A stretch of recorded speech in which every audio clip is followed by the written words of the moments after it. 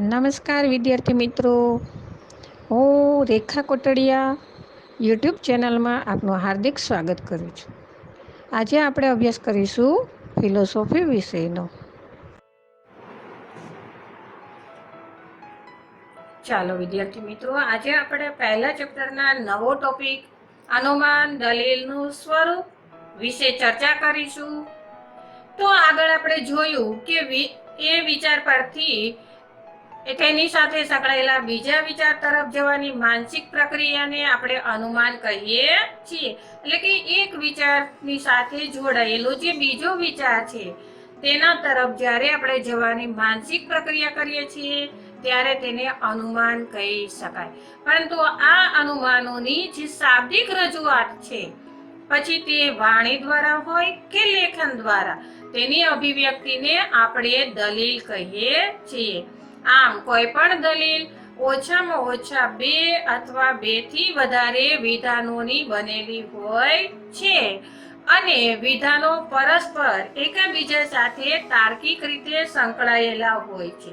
એટલે કે દલીલમાં ક્યારેય પણ એક વિધાન હોઈ શકે નહીં, પરંતુ દલીલ ત્યારે જ કહેવાય જ્યારે એક વિધાનના સમર્થન સાથે બીજું વિધાન રજૂ કરવામાં આવ્યું હોય. જો એક વિધાન હશે તો માત્ર તે પોતાની રીતે સ્વતંત્ર વિધાન છે, પરંતુ તેની સાથે સંકળાયેલું જ્યારે બીજું વિધાન રજૂ કરવામાં આવે છે અથવા તે પહેલા વિધાનના પુરાવા તરીકે, આધાર તરીકે કે તેને ટેકારૂપ બીજું વિધાન જ્યારે રજૂ કરવામાં આવે છે ત્યારે તે વિધાન સ્વતંત્ર ન રહી જતા એમની સાથે જોડાયેલું હોવાથી તે દલીલનું રૂપ ધારણ કરે છે. હવે દલીલના વિધાનો પરસ્પર તાર્કિક રીતે સંકળાયેલા હોય છે.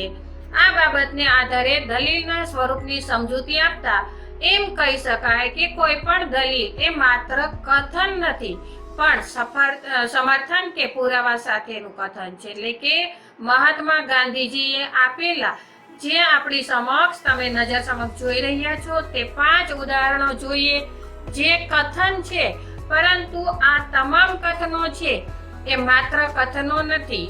તમે જુઓ છો, આપણે એકાદ 2 ઉદાહરણ જોઈએ તેમાંથી કે સિદ્ધાંત તરીકે ઈશ્વર એક જ છે, એથી ધર્મ પણ એક જ હોય એ વાત ખરી. અને 9 ઉદાહરણ જોઈએ કે અનુભવે હું નમ્ર બન્યો છું અને બુદ્ધિની ચોક્કસ મર્યાદા સમજતો થયો છું. જેમ અસ્થાને પડેલી વસ્તુ ગંદવાડ બને છે, એમ અસ્થાને વપરાતી બુદ્ધિ ગાંડ પણ બને છે. તો આમ તમારી નજર સમક્ષ આમ તો 5 ઉદાહરણો આપ્યા છે, પરંતુ મેં તેમાંથી જે 2 ઉદાહરણો રજૂ કર્યા તેમાં તમે જોયું કે સિદ્ધાંત તરીકે ઈશ્વર એક જ છે, એથી ધર્મ પણ એક જ હોય એ વાત ખરી નથી. તો અહીંયા ઘાટા અક્ષરે તમારી સમક્ષ લખ્યું છે ધર્મ પણ એક જ હોય એ વાત ખરી નથી.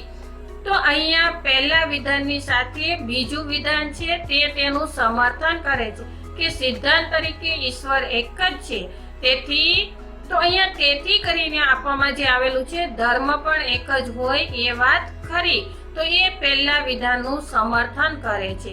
તો આ જે વિધાન 2 આપણી સમક્ષ રજૂ કરવામાં આવ્યા છે તેમાં આ વિધાન ન રહેતા દલીલ બની જાય છે, કારણ કે એમાં રહેલા જે 2 વિધાનો છે એમાં પહેલું વિધાન સ્વતંત્ર છે અને બીજું વિધાન છે એ પહેલા વિધાનનું સમર્થન કે ટેકો પૂરો પાડે છે.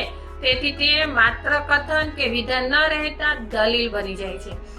અને આપણે બીજું ઉદાહરણ જે જોયું કે અનુભવે હું નમ્ર બન્યો છું અને બુદ્ધિની ચોક્કસ મર્યાદા સમજતો થયો છું. જેમ અસ્થાને પડેલી વસ્તુ ગાંડપણ બને છે, ગંદવાડ બને છે, એમ અસ્થાને વપરાતી બુદ્ધિ ગાંડપણ બને છે. તો અહીંયા બધા વિધાનો પોતપોતાની રીતે સ્વતંત્ર છે. તેને કોઈ પણ બાબત એકબીજા સાથે જોડાયેલી નથી, એકબીજાનું સમર્થન કે પુરાવો મળતો નથી. અહીંયા ગાંધીજીએ માત્ર તેમના વિચારો રજૂ કર્યા છે, તેથી તે માત્ર કથન રહે છે, તે દલીલ બનતી નથી. હવે આપણે જોયું કે દલીલમાં કેવળ કથન જ નથી હોતું, પરંતુ કથન ઉપરાંત એના સમર્થન માટેનો જરૂરી પુરાવો કે આધાર પણ હોય છે.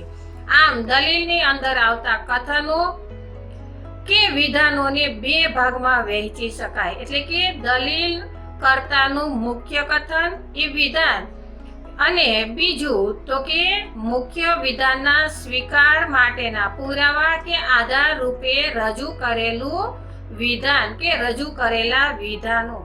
કારણ કે દલીલ માત્ર એક વિધાનની ક્યારેય હોઈ શકે નહીં. બે અથવા બેથી વધારે વિધાનોની જ હંમેશા દલીલ બને છે. એક તો કે એમણે પોતાનો રજૂ કરેલો વિચાર, અને બીજું વિધાન તો કે એમના આધારે કે પુરાવા તરીકે કે ટેકા સ્વરૂપે રજૂ કરેલું નવું વિધાન. આમ ઓછામાં ઓછા બે વિધાનો તો હોય જ છે દલીલમાં, પરંતુ ઘણી વખત બે કરતા વધારે વિધાનો પણ હોય છે.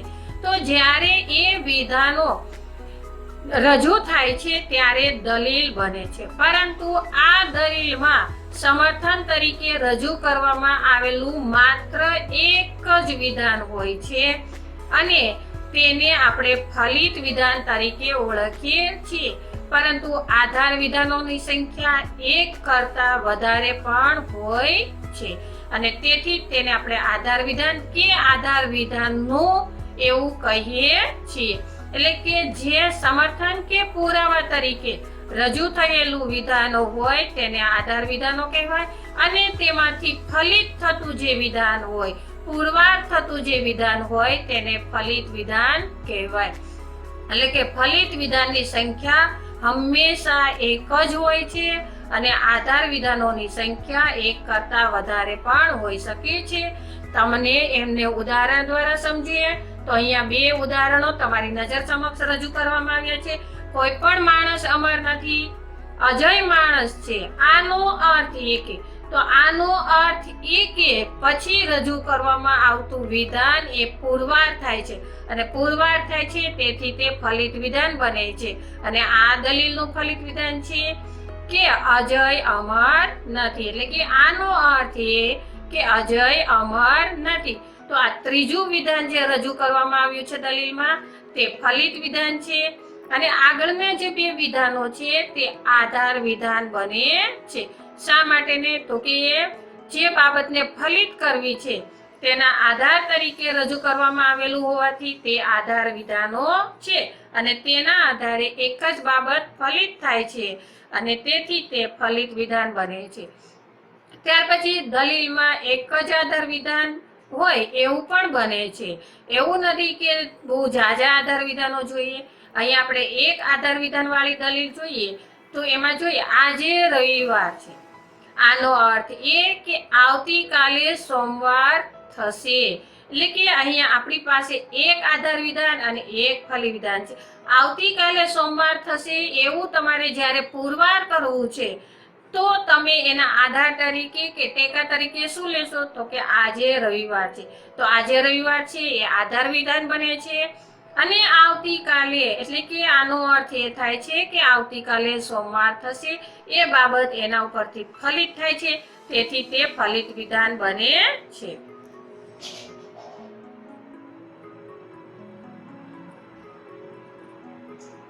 હવે આપણે જે માહિતી મેળવવાની છે તે એ છે કે આધાર વિધાન અને ફલિત વિધાન એ દલીલના જ આવશ્યક અંગો છે. એટલે કે જ્યાં દલીલ હોય ત્યાં આધાર વિધાન અને ફલિત વિધાન હોવા જ જોઈએ. એટલે કે આધાર વિધાન અને ફલિત વિધાન વિના ક્યારેય પણ કોઈ પણ પ્રકારની દલીલ રજૂ થઈ શકે નહીં. માત્ર વિધાનો હોય તો એમાં આધાર વિધાન અને ફલિત વિધાન આવે નહીં. દરેક વિધાન પોતાની રીતે સ્વતંત્ર હોય. એટલે કે દલીલનું રૂપ ત્યારે જ રજૂ થાય છે જ્યારે એમાં આધાર વિધાન કે આધાર વિધાનો અને એમાંથી પુરવાર થતું એક ફલિત વિધાન હોય.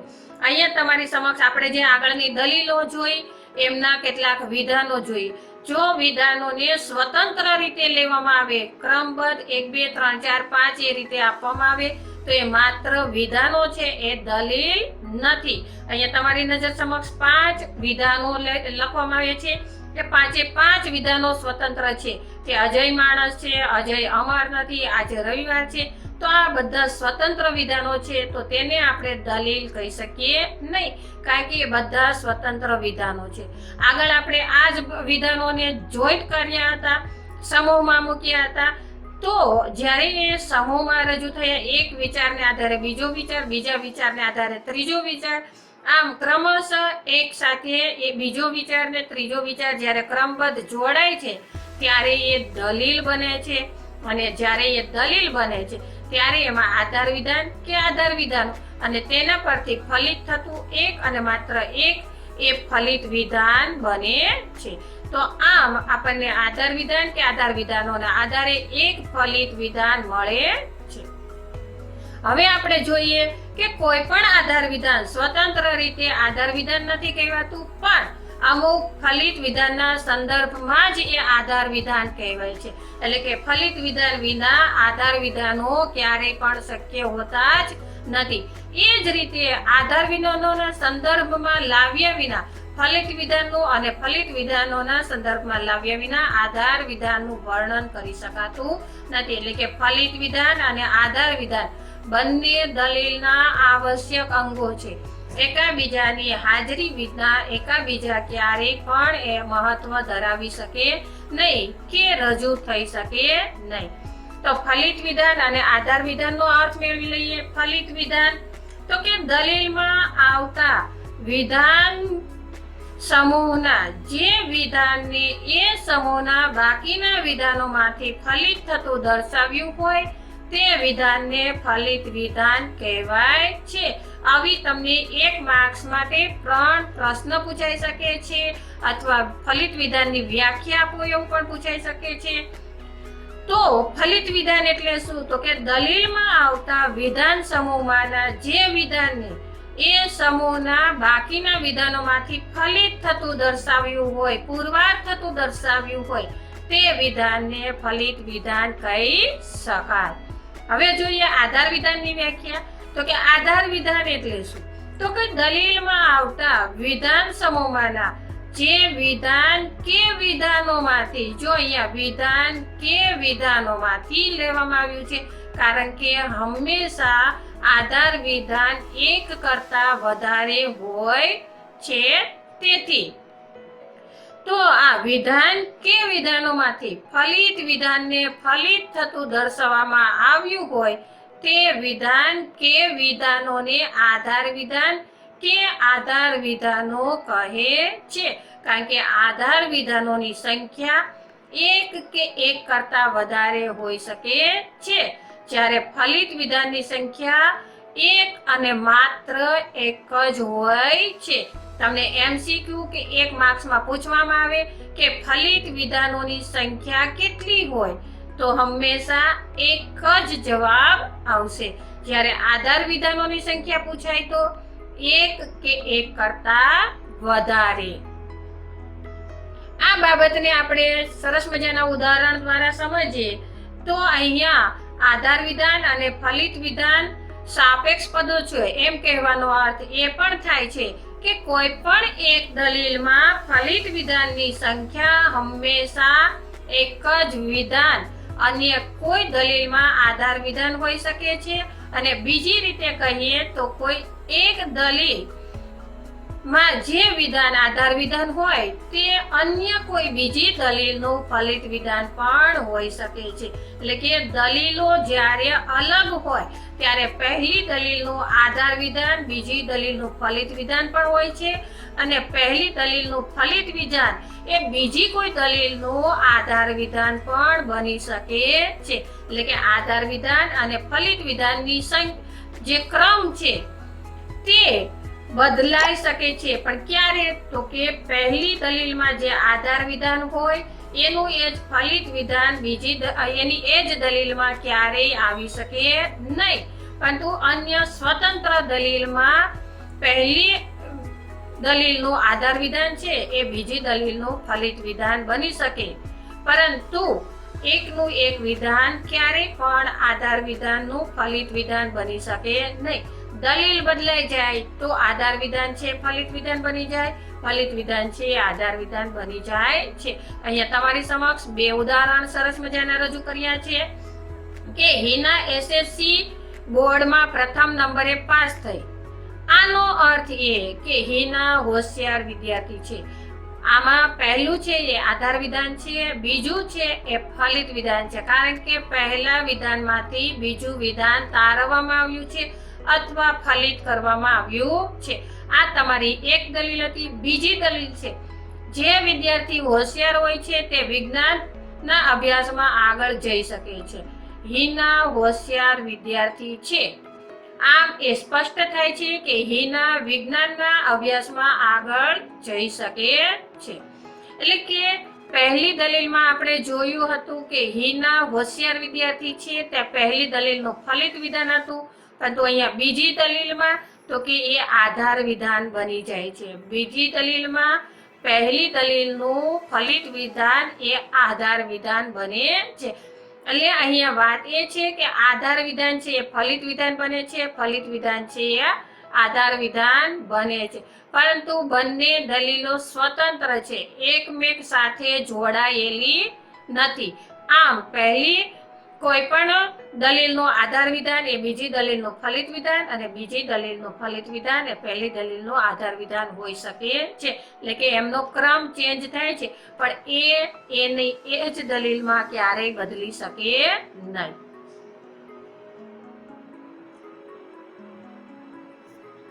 આમ દલીલ એટલે વિધાનોને એક એવો સમૂહ કે જેમાં એક અને ફક્ત એક ફલિત વિધાન હોય છે અને બાકીનું વિધાન કે વિધાનો આધાર વિધાન કે આધાર વિધાનો હોય છે. તો અહીંયા તમને દલીલની વ્યાખ્યા પૂછાય તો તમે લખી શકો કે એમાં માત્ર એક અને એક જ ફલિત વિધાન અને બાકીના વિધાન કે વિધાનો એ હંમેશા આધાર વિધાન કે આધાર વિધાનો હોય છે. તો તેને આપણે દલીલ કહી શકીએ.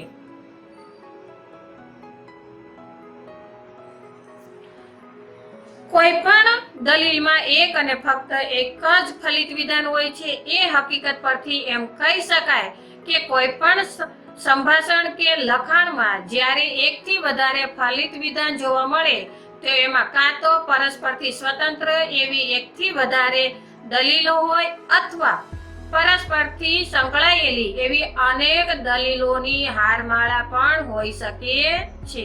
ત્યારે જ છે તે ફલિત વિધાન છે એ અલગ બની શકે છે અને બીજી દલીલમાં એ ફલિત વિધાન છે એ બીજા ક્રમમાં જોવા મળે છે. આ બાબતને આપણે આગળના ઉદાહરણમાં સરસ રીતે સમજ્યા. હવે પછી તમારી નજર સમક્ષ ઘણા બધા બીજા ઉદાહરણો પણ આપવામાં આવ્યા છે. તેમાં તમે જુઓ છો કે ડાર્ક અક્ષરથી એટલે કે બોલ્ડ ઘાટા અક્ષરોથી લખેલા વિધાનો ઘણા બધા તમને બતાવવામાં આવ્યા છે અને આ જે વિધાનો છે એ એકાબીજાના પુરાવા કે સમર્થન તરીકે રજૂ થયેલા છે અને તેથી જ આ બધા વિધાનો છે પરસ્પર સ્વતંત્ર છે, પરંતુ એમાં ફલિત વિધાન અને આધાર વિધાનોનો ક્રમ માત્ર એકાબીજામાં બદલાયેલો તમને જોવા મળે છે.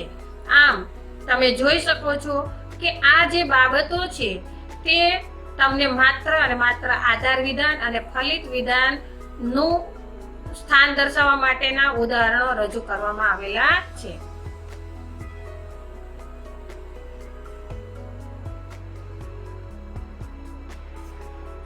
હવે આપણે જોયું કે પ્રત્યેક દલીલમાં એક કે વધુ આધાર વિધાનો અને ફલિત વિધાન હોય છે. તર્કમાન્ય રૂપમાં રજૂ થયેલી દલીલમાં પહેલા આધાર વિધાન કે આધાર વિધાનો હોય છે અને પછી એથી કે એના પર્યાયવાચક શબ્દો મૂકીને છેવટે ફલિત વિધાન રજૂ થયેલું હોય છે. એટલે કે ફલિત વિધાન ત્યારે જ આવે, પહેલા જે શરૂઆતમાં છે તે આધાર વિધાન કે આધાર વિધાનો હોય છે, પછી એથી એના પરથી કહી શકાય કે આથી કહી શકાય કે આવા જ્યારે પર્યાયવાચક શબ્દો એટલે કે એકાબીજાના અનુસંધાનમાં વપરાયેલા જે શબ્દો છે અને ત્યાર પછી જે વિધાન રજૂ થાય છે તે હંમેશા ફલિત વિધાન હોય છે. આમ દલીલ કરતા માટે અનિવાર્ય નથી હોતું અને તેથી વ્યવહારમાં અને વૈજ્ઞાનિક તેમજ તાત્વિક ચર્ચામાં થતી દલીલોમાં ફલિત વિધાન દલીલને અંતે મૂકવાને બદલે એના આરંભે કે મધ્યે પણ મૂકવામાં આવ્યું હોય એમ પણ કેટલીક વાર બને છે. હવે અહીંયા આપણે એના ઉદાહરણો જોઈએ લઈએ કે પ્રજ્ઞાને મત આપવાનો અધિકાર નથી કેમ કે એની ઉંમર ફક્ત 15 જ વર્ષની છે. હવે આપણે જોઈએ છીએ કે અહીં આ મતાધિકાર 18 વર્ષે મળે છે. તો એના સમર્થનમાં આપણે જોઈએ કે અહીંયા સરસ મજાની એક દલીલ રજૂ કરવામાં આવી છે કે પ્રજ્ઞાને મત આપવાનો અધિકાર નથી. શા માટે ને? તો કે એની ઉંમર ફક્ત 15 જ વર્ષની છે. આ તમારી સમક્ષ એક દલીલ છે. બીજી દલીલ એ છે કે સોક્રેટીસ તત્વચિંતક હતા, આથી સોક્રેટીસ સુખી હતા કારણ કે દરેક તત્વચિંતક વ્યક્તિ સુખી હોય છે. હવે અહીંયા આપણે જોઈએ છીએ કે જે પહેલી દલીલ છે અને બીજી દલીલ છે, તો પહેલી દલીલમાં આપણે જોઈએ છીએ કે આથી આનો અર્થ એ કે આના પરથી એમ સ્પષ્ટ થાય છે કે પરિણામે તો પછી એટલા માટે વગેરે જે શબ્દો મૂકવા છે કારણ કે કેમ કે એનું કારણ છે કે આવા જે શબ્દો છે યાર પછી જે વિધાન આવે છે તે ફલિત વિધાન હોય છે. તો અહીંયા આપણે જોયું કે પહેલી જે દલીલ છે એમાં બીજું ફલિત વિધાન છે, જ્યારે બીજી જે દલીલ છે એમાં બીજું વિધાન સોક્રેટીસ સુખી હતા એવું જે વિધાન આપવામાં આવ્યું છે તે ફલિત વિધાન છે.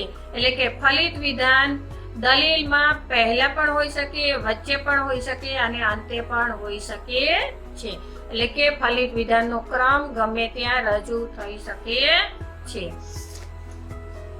ટૂંકમાં આપણને એ ખ્યાલ હોવો જોઈએ કે દલીલ કરતા શું કહેવા માંગે છે અને એ જે કહેવા માંગે છે એના સમર્થનમાં એ શું કહે છે એ બે પ્રશ્નો પૂછીને અનુક્રમે ફલિત વિધાન અને આધાર વિધાનને ઓળખી શકાય છે. એટલે કે દલીલ કરતાના કહેવાનો આશય શું છે તે જો આપણે જાણી લઈએ તો આપણને દલીલમાં ફલિત વિધાન કયું છે તે આપણે સરળતાથી જાણી શકીએ છીએ. ત્યાર પછી તમારી સમક્ષ આવે છે મનોયત્ન 1.3, જે તમારે તમારી નોટબુકમાં વ્યવસ્થિત લખી કમ્પ્લીટ કરી તૈયાર રાખવાનું છે. અને નેક્સ્ટ ક્લાસમાં આપણે મળીશું નિગમનલક્ષી અને વ્યાપ્તિલક્ષી દલીલ વિશેનો પરિચય મેળવવા માટે. ત્યાં સુધી તમે આ ચેનલ સાથે જોડાયેલા રહેજો. આ ચેનલને સબસ્ક્રાઇબ કરજો, લાઈક કરજો, શેર કરજો.